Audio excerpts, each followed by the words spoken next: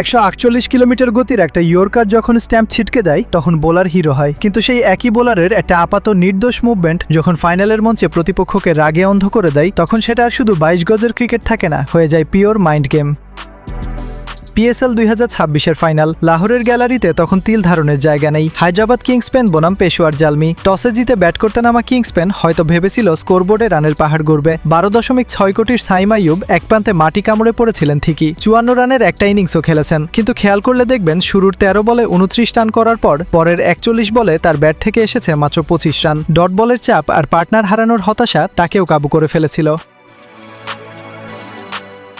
তবে জালমির আসল তাজটা লুকিয়েছিল অন্য জায়গায়। বাংলাদেশের তরুণ স্পিডস্টার নাহিদ রানা যখনই সে বল হাতে নিচ্ছিল স্পিডোমিটার 145 থেকে 148-এর ঘরে লাফাচ্ছিল, কিন্তু গতির চেয়েও রানা বেশি ইম্প্যাক্ট ফেললেন এমন একটা বিতর্কে যা পুরো ম্যাচের সাইকোলজিটাই উল্টে দিল। সপ্তম ওভারের শেষ বল, স্ট্রাইকে সাইম আইয়ুব, নন স্ট্রাইকে লঙ্কান তারকা কুশাল পেরেরা। বলটা সোজা ড্রাইভ করলেন সাইম। নাহিদ রানা নিজের ফলছুতে বলটা আটকানোর চেষ্টা করলেন, আর ঠিক এখানেই ঘটল আসল ঘটনা। পেরেরা রান নেওয়ার জন্য ছুটছেন, কিন্তু রানার পজিশন তার সোজা দৌড়ানোর রাস্তাটা আটকে দিল। রানার চোখ বলের দিকে, তিনি পেরেরার দিকে তাকানোনি, কিন্তু পেরেরাকে বাধ্য হতে হলো নিজের ট্র্যাক বদলাতে। 1 সেকেন্ডের ভগ্নাংশ। পেরেরা ফুল স্ট্রেচ ডাইভ দিলেন, কিন্তু ততক্ষণে মাইকেল ব্রেজোলের ডাইরেক্ট থ্রো স্ট্যাম্প ভেঙে দিয়েছে। থার্ড এম্পায়ারের লালবাতি জ্বলে ওঠার পর পেরেরার চেহারাটা দেখার মতো ছিল। হেলমেটের ভেতর থেকে পেরেরার রাগী দৃষ্টি আর বারবার গ্লাভস খোলার দৃশ্যটাই প্রমাণ করছিল স্নায়ুর চাপটা কতটা চরম পর্যায়ে পৌঁছেছে। এই আউটটা সে কিছুতেই মেনে নিতে পারছিল না।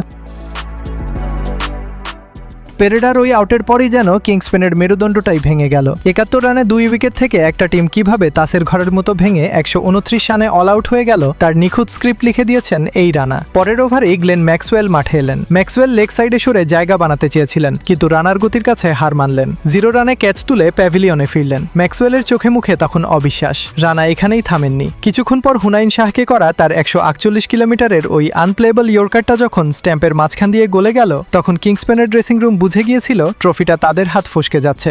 গতি, আগ্রাসন আর মাইন্ড গেম, এই তিনে মিলে নাহিদ রানা আজ ফাইনালে যে তাণ্ডবটা চালালেন তা পেশোয়ার জালমিকে ট্রফির একদম কাছে নিয়ে গেছে। কিন্তু পেরেরার ওই রান আউটটা ক্রিকেটের আইনে লিগ্যাল হলেও দিন শেষে বিতর্কের একটা বড় দাগ তো রেখেই গেল। অনেকেই বলছেন বাবর আজমের হয়তো আপিলটা তুলে নেওয়া উচিত ছিল। আপনার কি মনে হয়, নাহিদ রানা কি ইচ্ছে করেই পেরেরার রাস্তা আটকেছিলেন, নাকি এটা নেহাতি একটা অ্যাক্সিডেন্ট? কমেন্টে জানান।